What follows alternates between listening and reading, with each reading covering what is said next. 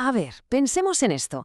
¿Cómo se lucha contra la corrupción? Pues normalmente con investigaciones, ¿no? Con datos. Pero ¿y si te digo que alguien lo hizo? Con una guitarra. Suena a locura, ¿verdad? Pues hoy vamos a desgranar la historia de verdad que increíble de Carlos Calderón, un periodista que literalmente convirtió la denuncia en una canción. Y es que esa es la gran pregunta, ¿no? ¿Cómo consigues que la gente de verdad le importe la corrupción? Porque, seamos sinceros, a menudo suena algo muy lejano. Pasa en despachos, en sitios a los que no tenemos acceso. ¿Cómo se hace para que eso, que es un titular en un periódico, se convierta en un problema que nos afecte, que lo sintamos como algo personal y real? Pues bueno, la respuesta que dio Calderón a esta pregunta fue de todo menos convencional. Es que sus armas no eran solo la pluma y el micro, no. Él fue más allá. Usó un cronómetro que era implacable y sí, como lo oyes, una guitarra. Vale, para entender cómo funcionaban sus métodos, primero tenemos que situarnos. Hay que entender dónde estaba él, porque Calderón no era un periodista que miraba desde fuera, para nada.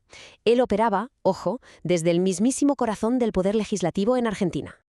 Y aquí está la clave de todo. Al ser un periodista acreditado, con su despacho en la sala 134 del Congreso, ¿qué tenía? Pues acceso directo, sin filtros a la fuente. Y con eso se convirtió en una especie de puente, ¿sabes? Conectaba lo que se cocía en la capital con la gente del resto del país. Un papel súper estratégico que, supo aprovechar al máximo.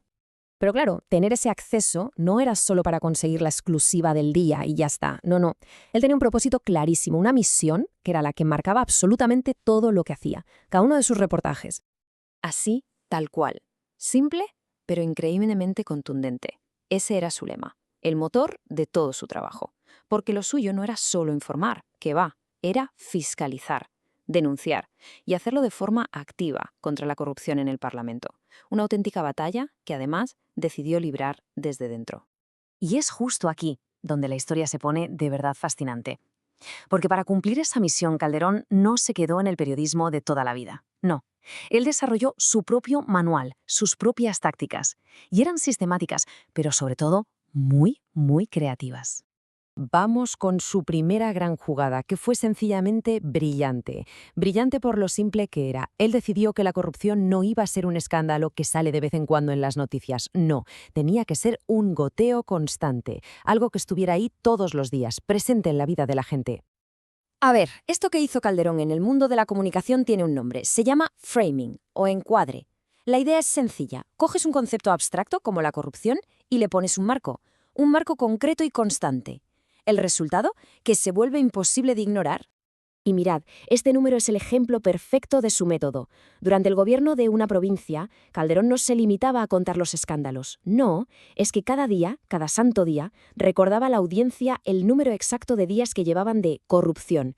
Y claro, el número no paraba de crecer, así convirtió un problema abstracto en una especie de cuenta atrás, una cuenta que se volvía tangible y al final insoportable. Pero oye, que su ingenio no se quedaba solo en los números. Él sabía perfectamente que tanta seriedad, al final, puede cansar a la gente. Así que, ¿qué hizo? Pues añadió otra arma a su arsenal, el humor, la sátira. Así, periodismo cantado. Así es como llamó a su formato más original, desde luego. ¿Y en qué consistía? Pues en empaquetar la crítica política creando canciones. Canciones satíricas sobre los escándalos del Congreso. El objetivo era súper claro. Que la denuncia se te quedara en la cabeza, que fuera pegadiza y, por supuesto, que la gente quisiera compartirla. Y para este periodismo cantado, claro, necesitaba personajes, así que creó todo un elenco. Usaba apodos, motes, que ridiculizaban y a la vez señalaban directamente a los implicados en los escándalos. Ahí tenemos el diputrucho, la dipumonja, los dipucoimas. Es que estos nombres no solo eran graciosos, es que eran geniales. Simplificaban casos súper complejos y hacían que todo el mundo los recordara. Era, en definitiva, una forma de marcar a los corruptos. Ahora bien, de nada sirve tener un mensaje así de potente si no llega a la gente, ¿verdad? Pues Calderón en esto también fue un auténtico estratega. Sabía perfectamente cómo difundir su trabajo. Lo que hizo fue usar una estrategia dual, la verdad es que muy inteligente. Por un lado tenía su programa de radio, Noticias IPI, con el que llegaba cada día al interior del país. Eran informes directos, al grano, contundentes.